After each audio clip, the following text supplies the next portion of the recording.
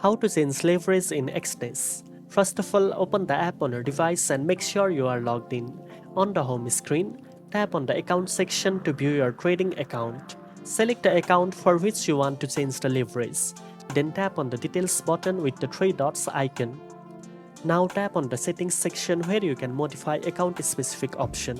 Here you will see the max leverage option. Tap on it to see the available leverage option, which may range from 1:1 to 1:to unlimited depending on your account type and trading instrument. Select your desired leverage according to your trading strategy and risk tolerance. Be cautious. Higher leverage can increase potential benefits but also increases risks. You can also set custom leverage if needed. After selecting the desired leverage, tap S to apply the changes. The account will now operate with the new leverage settings immediately. Now you know how to change leverage in Exness. If you found this video helpful, don't forget to like, share and subscribe for more trading tips. Thanks for watching and I'll see you in the next one.